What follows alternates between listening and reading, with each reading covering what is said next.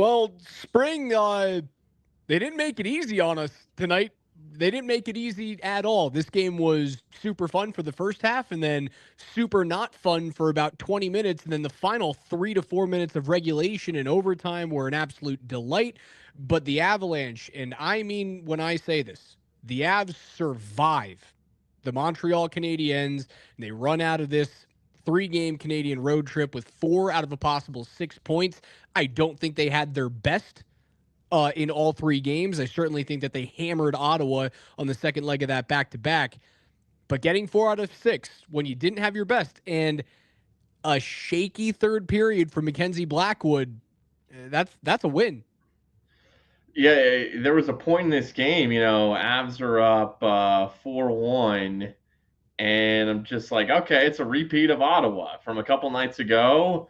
What do I even say? What do we even say? Hey, line changes. Now, Nichushkin, Drouin, McKinnon looking good. Nelson, Natchez, Lehkonen looking good. Coyle, Colton, Kiviranta looking good. No O'Connor and whomever tonight. There's so much that happened in that game. We saw Miles Wood, the return of Miles Wood. But yeah, it was just like, okay, the lines, like, man, we found something. Blackwood's playing well. This is going to be a repeat of the Ottawa game, and then out of nowhere, this is a 4-4 game. And let me say this, like, this is where I will start, dude. The Montreal Canadiens are going to be a fun as fuck hockey team. Say it louder for the people in the back, Spring. And it's not, look, they got the young talent. Like, Ottawa's got young talent. Detroit has young talent. I don't know. There's something about this group, coached by Marty St. Louis, Cole Caulfield, Nick Suzuki, Uri Slafkovsky, Lane Hudson on the back end.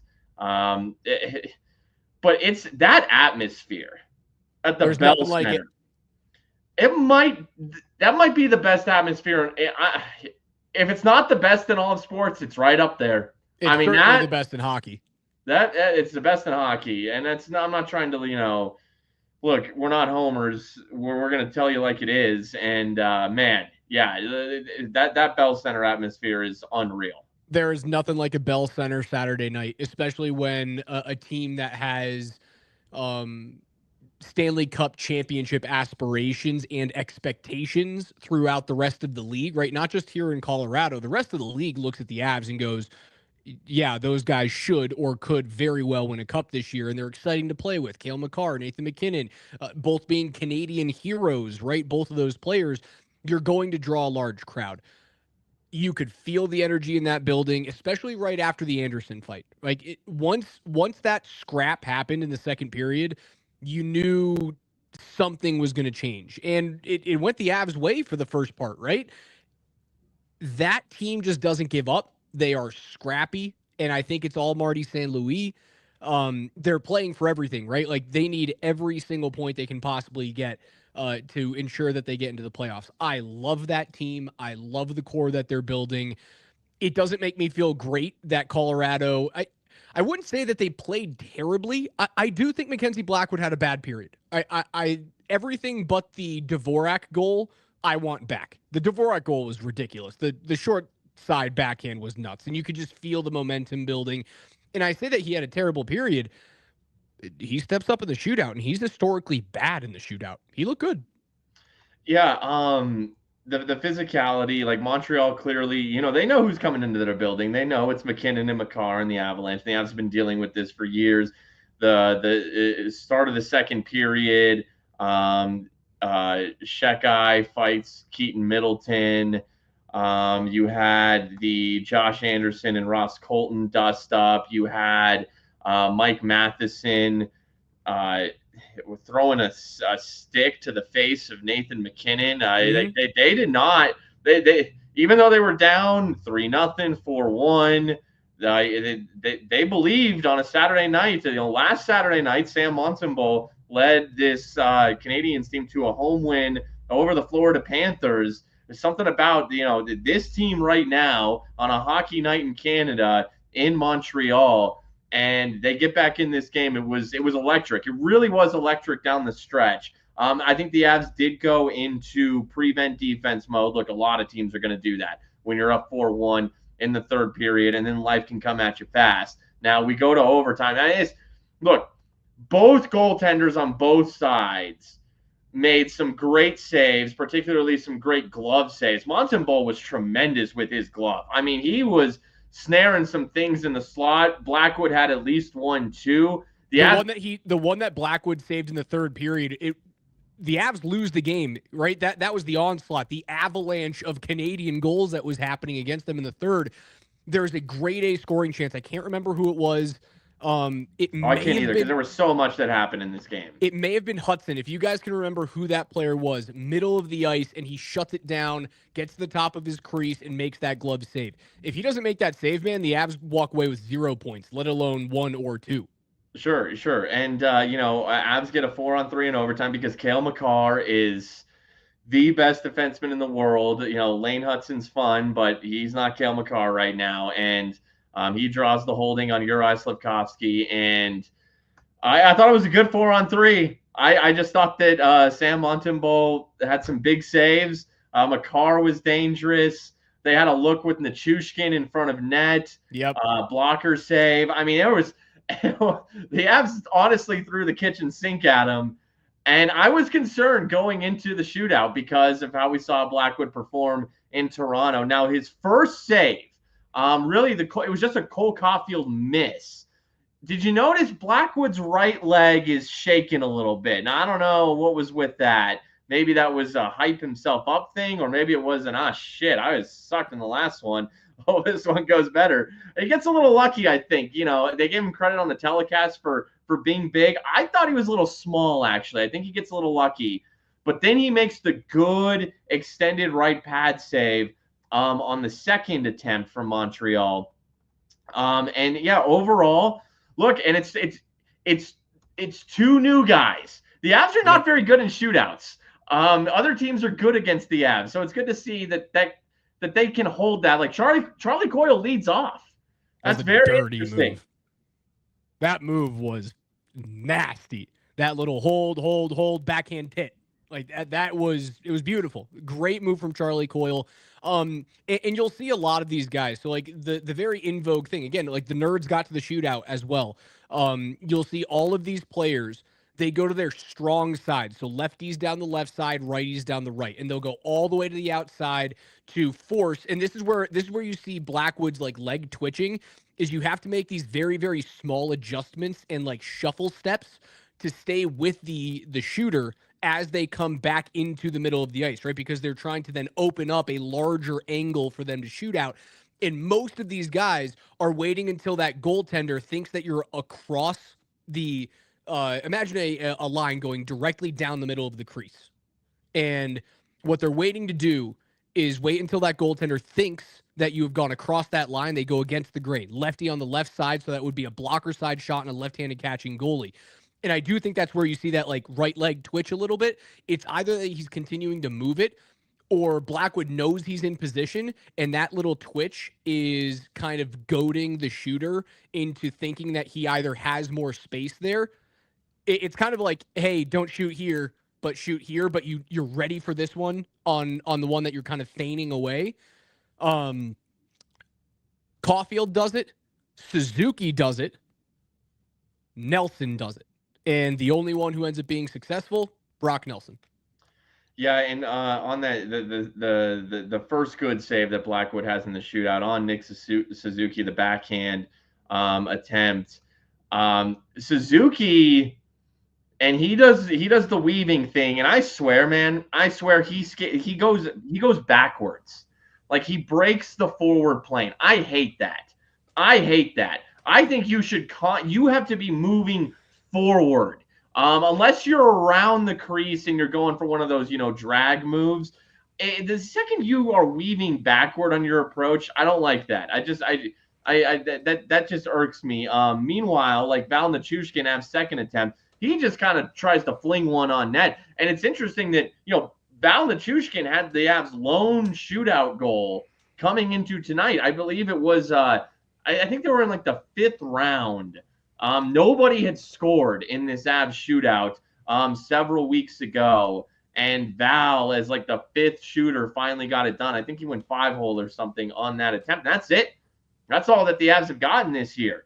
We saw more of the same from Nathan MacKinnon, a very similar move that he tried in Toronto. I thought this time at least he released it a little quicker before getting in too close, but the shot was too low. Brock Nelson. Look, it's Nelson and Coyle. Those are savvy, veteran, composed moves. Those guys have done it for years with with good playoff teams. So that gets it done. Look, Laine's move was great too. There's nothing Blackwood can do on that. That was very similar to the Coyle move. Yeah, and I do think there's a reason why you go to those two players. Like, they've been in the Eastern Conference for a really long time. They have seen Samuel Montembeault more times than your shooters have. I thought that was a very smart move for Jared Bednar to go with Charlie Coyle, right? Like, they're in the same division. Boston and Montreal share the Atlantic. And the New York Islanders, while they're not in the Atlantic, you see Montreal at least twice a year, if not more. I thought it was a smart idea for him. Also, you got to know what you don't have or what you do have with these new acquisitions. And you said it, like the Avs aren't a great shootout team. You don't have to be a great shootout team. It is fake hockey. It's better than a tie. But the fact that you get in there and you get 4 out of 6 points in 3 games in 4 nights, run away. Run away, come back home, and be happy about it. And this was an interesting 3-game road trip. It's the first Toronto game. I mean, that one means nothing because one of the goals was scored by Kelly Sutherland. And then the back half of the road trip is really more. The results are more justified in how they play. Like, I thought they probably deserved the win in Toronto. They didn't get it. They absolutely deserved the win in Ottawa. They overall deserved the win today. Maybe a little hockey god justice for the Toronto loss because you blow a 4-1 lead, you blow a 3-goal lead, and you're on the road in a rocking environment with a hungry team. You'll lose that game a lot of the times, but they're able to escape. I thought at the end of overtime, they're not able to score in the 4-on-3. Devon Taves makes a great back check at the could have sworn it was going in the net. Yeah, I thought, here it is. Like, the roof is about to explode off of the Bell Center. But no, Devon Taves, and that's what he does. And I thought, I think him and Ryan Lindgren were out for one of the 3 Canadiens goals in the 3rd period. But overall, look, Ryan Lindgren scores again. I mean, he's not much of a goal scorer. But here he is. He can't stop scoring with the Avalanche. He has 2 goals in his last 5 games. He had 2 goals overall in the season with the Rangers or something like that. But they're playing well defensively. You didn't have Sam Girard. He's a French-Canadian dude. You would have liked him in that environment. But guess who steps up in Sam's absence? Oh, my gosh. A guy who had 3 excellent hockey games. This might be the best stretch of Sam Malinsky that we've seen. That shot on the rush, he jumps up. He's one of the main reasons why you get a clean exit out of the D zone. And he lasers that thing. And he gets handcuffed on it, too. I saw someone in the comments talking about getting handcuffed. It was Flaxy. That wasn't an easy shot to take. And he lasered that thing. It's the second one that he has absolutely labeled. If you're without Girard and Manson, you only have, you got Makar and Taves, and then Ryan Lindgren is a proven, in the prime of his career guy, despite questions about him coming in. Okay, you can lean on Lindgren, who did play over 20 minutes tonight. I mean, Makar plays 31 minutes. Now it goes to overtime. Taves plays 28 minutes. Lindgren plays 41. You need a 4th guy. A 4th guy. And fortunately tonight, Sam Malinsky, he got the 4th most minutes, and he's earned them. He's earned every one of those minutes. He plays just over 17.5 minutes. Eric Johnson plays 16:44. He wasn't as noticeable as Sam Malinsky tonight, but when you're without, and we know Manson's going to be out until around playoff time, not having Sam Girard right now, you couldn't have Sam Malinsky kind of coming into his own at a better Yep. time. Yeah, because we saw him do this at the beginning of his career, right? Like you went, "Oh, does that make Sam Girard expendable? That type of guy coming out of Cornell, he's cheap, he's young, he's a puck moving defenseman, he's relatively the same size. They kind of do the same things." And he was really good early on. And then either tape caught up with him or I guess the pace of the league. Like it's tough to become a regular defenseman in this league. Like I think you and I talked about this a couple of years ago. It took Victor Hedman a couple of years to like learn the league, and that guy was blue chip prospect. Victor Hedman didn't become Hall of Fame Victor Hedman overnight. He came on, he was a little slow, he struggled for a couple of years, and then he figured it out, and then he became one of the greatest defensemen of his generation. Malinsky came on, was hot, and much like a sophomore slump that you see at a quarterbacks in the NFL, like he was struggling to make the lineup, let alone be a consistent player on the ice. And for him to start rounding into that everyday defenseman, it couldn't happen at a better time for them. Yeah, and let's see, Malinsky's contract here. He's an RFA at the end of the season, making under $1 million this year. And look, he's not going to be expensive. I mean, what do you think, Raj? Like Hardly anything. $1.5 million? Yeah, something like that. Because he's going to be unheralded by like the rest of the league. They're not like, yeah, they know, but they're not going to, no one's going to spend. Like he'll be back with the Avs on a very cheap deal. And, you know, the trade deadline is now come and gone. It feels like a distant memory. It feels like eons ago that the trade deadline took place, but really it was just 2.5-ish weeks ago, like 2-3 weeks ago. It was the end of March 6th.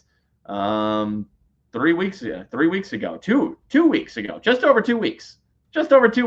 Calendars. And you know, Sam Malinsky could have been a throw-in, a candidate to be a throw-in. I didn't even think about that. 100% he could have spring. He could have been a trade chip.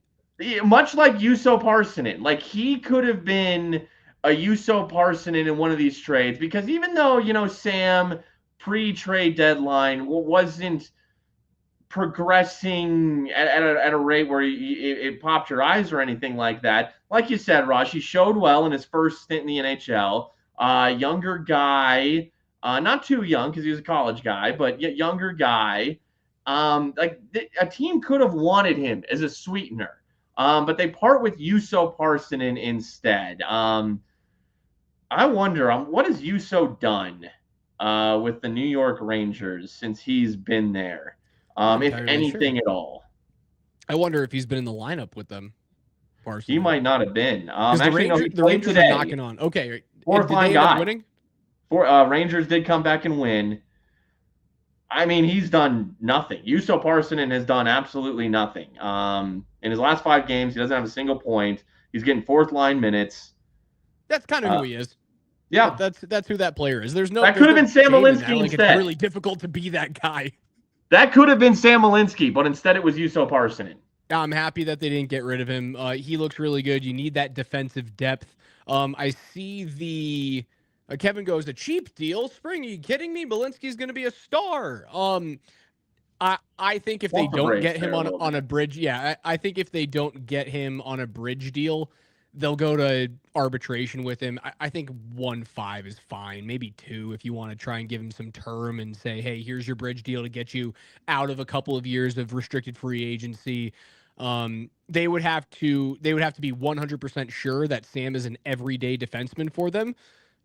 I don't know if we're there yet, but the latest results have been very, very pleasing. The other question from Drew, is there a chance that we see Gabriel Landeskog on Tuesday? Is it too soon for a return? It is. He's buzzing. He looks amazing when he's out there.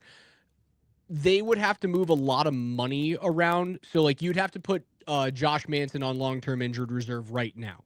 And then you would have to put another player on LTIR in order to get Landy under the cap because he is so expensive and you haven't been able to pay off his money, right? So like when you put guys on LTIR, you can't accrue the cap space against their salary. It's really difficult.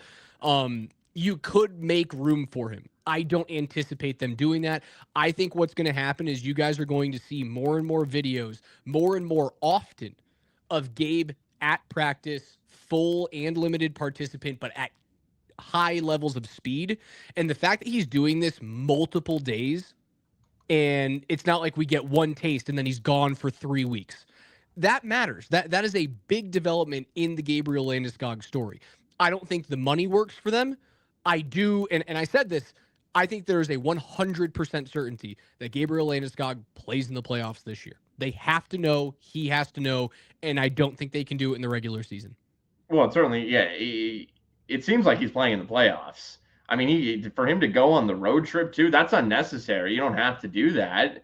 And for him to participate, not in the full length of every practice, but damn near from what I've seen on social media, and the fact that he's looking good in these practices in Canada.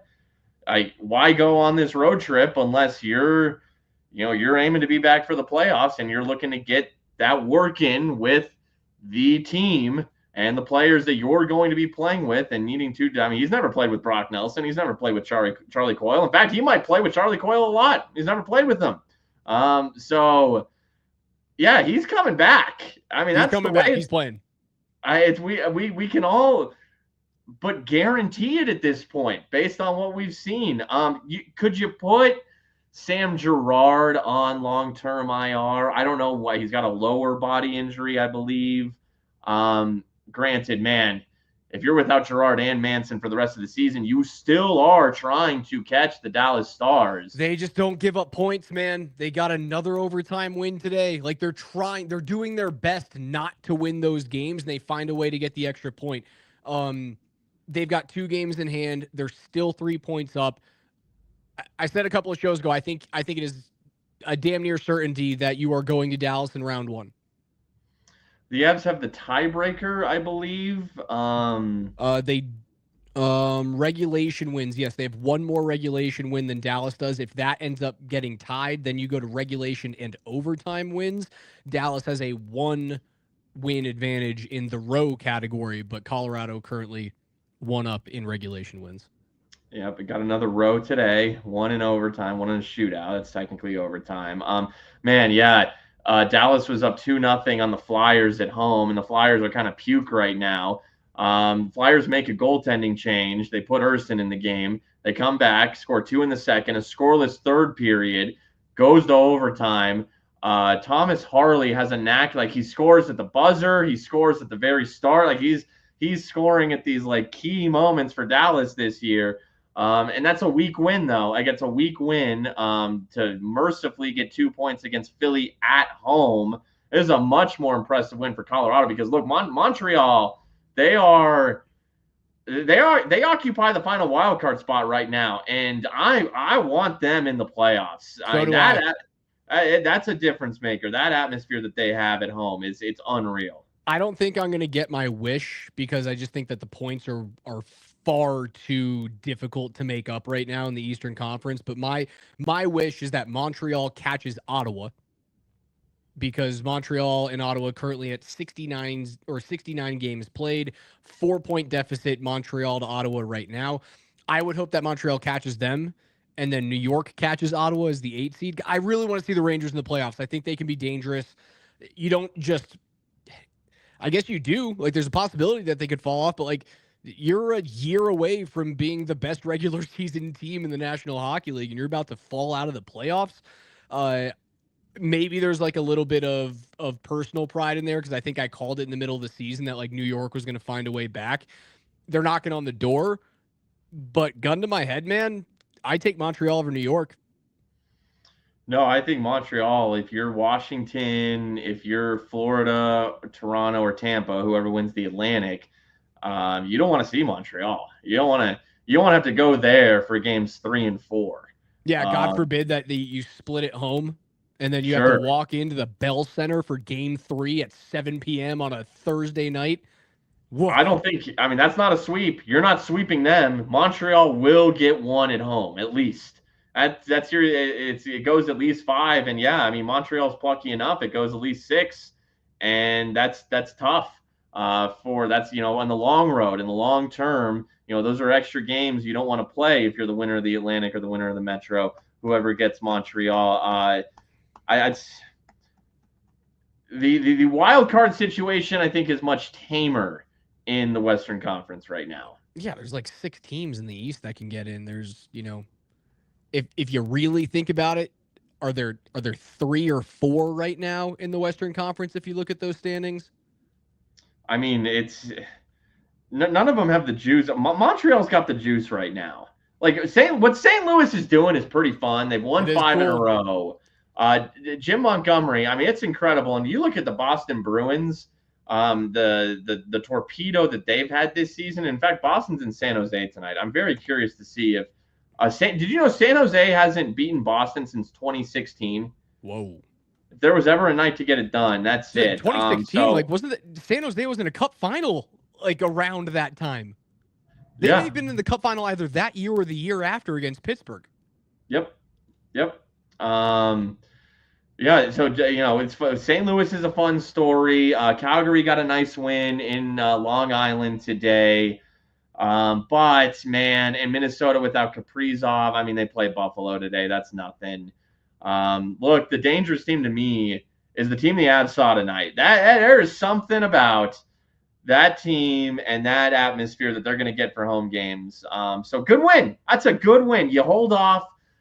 You get both points. It's an Eastern Conference team. Let that fun team have that point. That turned into a, hey, this was nice. The Avs are going to get a runaway 2 points, to being shit.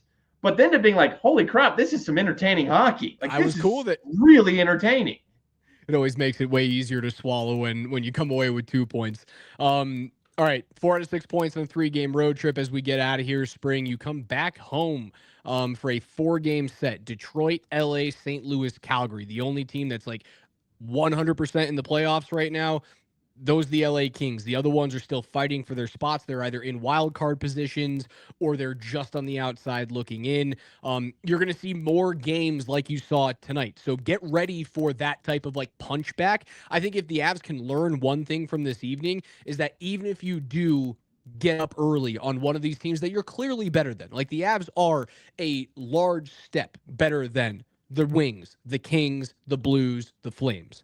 If you get up on them early, these points mean so much to those teams right now. It's a full 60-minute hockey game. And you know what? To get ready and ramped up for the playoffs, I don't hate it. Yeah, no, there are similarities to Detroit, St. Louis, Calgary, Ottawa, Montreal. I kind of like Ottawa and Montreal more than all 3 of those teams. And you'll get those 3 at home. The teams that are kind of in that sphere, Detroit, St. Louis, and Calgary. And yeah, LA, they will be a playoff team. You want to know what's hilarious, though? The LA Kings are 24-3-4 at home this year. 24-3-4. That's pretty impressive. That's incredible. On the road, they are 4-18-5. Not great. No. Bob. So, is 4 at home? Do I think they sweep? No. 3 out of 4, 6 out of 8 points is what I'm looking at. Now Dallas goes on the road after they play Minnesota tomorrow night at home. This week, Dallas will go on the road at Edmonton, at Calgary, and then 2 in Seattle. And McDavid and Draisaitl, there's injury things going on there, so a little fortunate for Dallas. That they might avoid one or both of those players on Wednesday night. But we'll see. There is an opportunity for a point or 2 to be made up here this week. Couple of days off for the Avs. We won't talk to you until about 10 p.m. on Tuesday evening after they take on the Winged Wheel. The hated Detroit Red Wings are back in town, the Mile High City, on Tuesday night. You can watch that game on Altitude TV, or actually, I do think it's on KTVD Channel 20 that evening. Obviously, you can listen to it right here on Altitude Sports Radio 92.5 and the Altitude Sports Radio mobile app. That's going to do it. Avs win 4 out of 6 points, 2 wins, 3 games, 4 days. Come back home, run away with that thing, and be happy that you found a way to squeak away with a point. For Spring, I'm Raj. Thank you guys so much for listening. We'll see you guys on Tuesday after the Avs take on the Wings.